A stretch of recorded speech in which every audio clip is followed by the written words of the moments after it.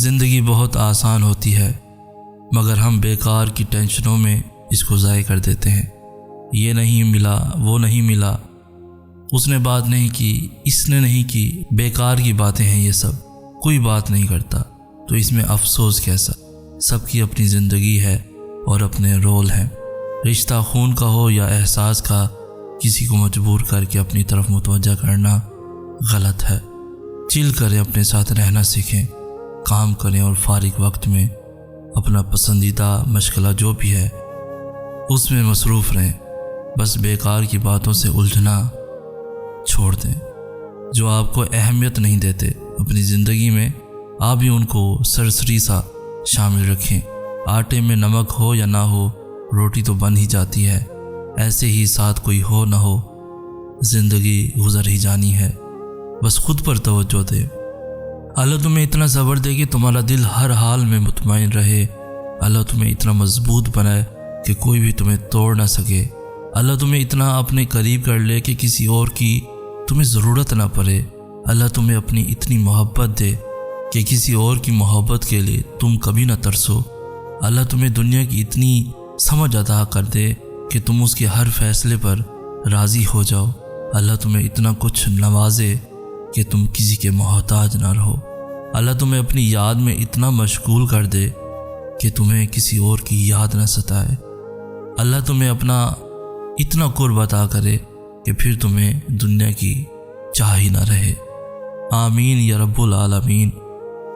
رسول اللہ صلی اللہ علیہ وآلہ وسلم نے فرمایا، کثرت سے لا حول ولا قوت الا باللہ پڑھا کرو، کیونکہ یہ جنت کے خزانوں میں سے ایک خزانہ ہے۔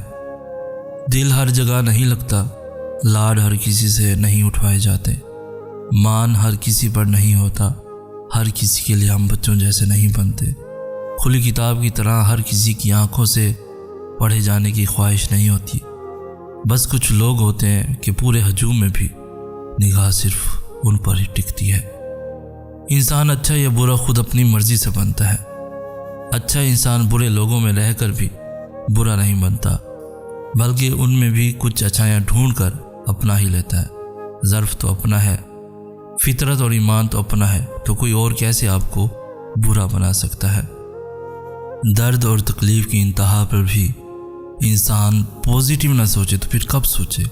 اندر ہی اندر کہیں نہ کہیں جب ہم ٹوٹ کر بکھرتے ہیں تو سب سے پہلا خیال ہمارے اندر اللہ کا ہی آتا ہے، مگر ہمیں یہ سمجھ نہیں آ رہا ہوتا کہ اب خود کو سمیٹ کر جوڑنا کیسے ہے اور زندگی کا سفر نئے سرے سے طے کیسے کرنا ہے۔ اس صورت میں قرآن کی آیت آپ کی زندگی میں جڑنا اور سنبھلنا سکھاتی ہے۔ یہ آپ کے اندر پازیٹیوٹی پیدا کرتی ہے۔ ہمت، حوصلہ، عزم اور یقین، یہ سب قرآن سے آتا ہے، اللہ پر یقین رکھنے سے آتا ہے۔ ہم سب انسان ہیں، ہم سب ٹوٹتے ہیں، ہم سب بکھرتے ہیں، مگر ہم میں سے کامیاب وہ ہے جس نے خود کو سمیٹ کر سنبھالا اور اٹھ کھڑا ہوا، کامل یقین اور عزم کے ساتھ۔ اور یاد رکھیے، زندگی کسی کی بھی اتنی آسان نہیں ہوتی۔ پریشانی اور افسردگی ہم میں سے کسی کو بھی ہو سکتی ہے۔ اگرچہ مسلمان ہونے کا مطلب یہ ہے کہ ہم اپنے اندر اپنے عقیدے کی مضبوط جڑیں رکھتے ہیں، اس لیے اس کا ہرگز یہ مطلب نہیں ہے کہ ہم اس طرح کے چیلنجوں کا سامنا کرنے کے قابل نہیں ہیں۔ جب ایک شخص ذہنی چیلنجوں کے باوجود اللہ پر پوری طرح سے اعتبار کرتا ہے، اس سے ظاہر ہوتا ہے کہ اس کا ایمان کتنا پرعزم ہے۔ ایسی کون سی چیز ہے جو ہم سب کو ایک دوسرے سے مختلف کر دیتی ہے؟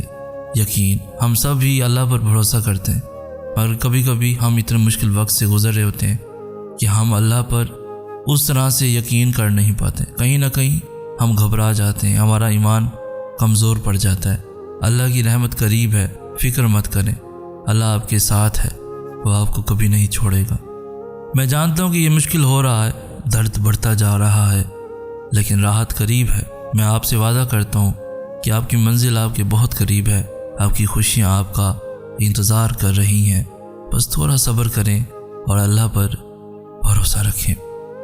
اکثر ہم بھول جاتے ہیں اللہ کو، اس سے باتیں کرنا بھول جاتے ہیں، نماز چھوڑ دیتے ہیں، بھول جاتے ہیں کہ وہ ہمیں دیکھ رہا ہے اور گناہ کر بیٹھتے ہیں، بھول جاتے ہیں کہ اس کی محبت کے بنا انسان محض ایک وجود ہے، زندگی کے بغیر وجود جس میں اللہ کی محبت نہیں، ہم بھول جاتے ہیں اس کی رحمت کی چادر کو، مگر وہ نہیں بھولتا، کہیں بھی کسی بھی جگہ کسی بھی حال میں ہر لمحے وہ نہیں بھولتا۔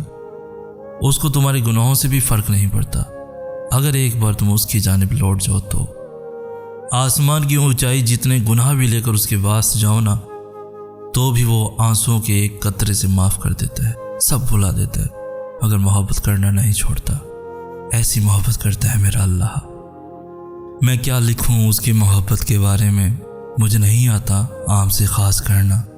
وہ الوہاب، وہ الجبار، وہ الرحمن، وہ الرزاق، وہ الرحیم، وہ الخالق، ایسے بہت سے نام ہیں جن میں وہ بے حد خوبصورت دکھتا ہے۔ وہ اپنے بندے سے محبت بڑی کمال کی کرتا ہے، وہ ہم سے محبت کر کے بندے کو سکھاتا ہے عشق کرتے کیسے ہیں۔ اور جب بندہ سیکھ جاتا ہے تو بندہ اللہ کو ڈھونڈنے کے لیے آسمان میں بھی تلاش کرتا ہے، اللہ سے باتیں کرنے لگ جاتا ہے، پھر وہ آہستہ آہستہ اپنے ہر راز اللہ کے سامنے کھولنے لگ جاتا ہے، اور پھر راتوں سے خوف نہیں آتا، اور پھر دھیرے دھیرے تہجد سے عشق ہو جاتا ہے۔ سب کی زندگی میں دو فیز آتے ہیں، پہلا جب ہم لوگوں پہ ڈیپینڈنٹ ہوتے ہیں، اپنے احساسات میں بھی، اور بدلے میں لوگ بس دکھ ہی دے سکتے ہیں۔ جب ہم اپنا آپ ان سے شیئر کریں اور وہ آپ کو سمجھنے کی بجائے صرف تکلیف دیں۔ تم سمجھتے کیوں نہیں ہو؟ ایسا کچھ بھی نہیں ہے، ایسا صرف تمہیں لگتا ہے، ایسا سوچو گے تو ایسا ہی ہوگا نا۔ رونے سے کیا ہوتا ہے؟ تکلیف کچھ نہیں ہوتی، بس ڈرامے ہیں یہ۔ اور دوسرا فیز جب ہم اللہ کو اپنا بنا لیتے ہیں، اللہ ہماری زندگی بن جاتا ہے، سب باتیں، خوشی، غم، رونا، ہر چیز اسی کو بتانے لگتے ہیں، تب ہماری باتیں لوگوں سے اللہ تک پہنچ جاتی ہیں، کیونکہ وہی تو ہے ایک جو سنتا ہے خاموشی سے۔ اللہ ہے نا، کہنے تو جو سب کہتے ہیں، اللہ کو تو پتہ ہے نا سب، خیر ہے، اللہ جانتا ہے، اللہ آپ کو پتہ ہے لوگ کیا کہتے ہیں، اللہ آپ کو پتہ ہے آج میں اداس ہوں، اللہ جی آج میں بہت خوش ہوں۔ جانتے ہو مجھے اللہ سے کیوں محبت ہے؟ کیونکہ میں گنہگار ہوں، اور وہ پھر بھی مجھے دینے سے نہیں تھکتا۔ میں تھوڑا سا رو لوں، تھوڑا سا صبر کر لوں، وہ انہیں ضائع نہیں ہونے دیتا، وہ قبول کر لیتا ہے۔ میں جتنا بڑا گناہ کر لوں، وہ میری معافی پر مجھے معاف کر دیتا ہے، اور میں نے صرف اور صرف اللہ کو اپنا بنایا۔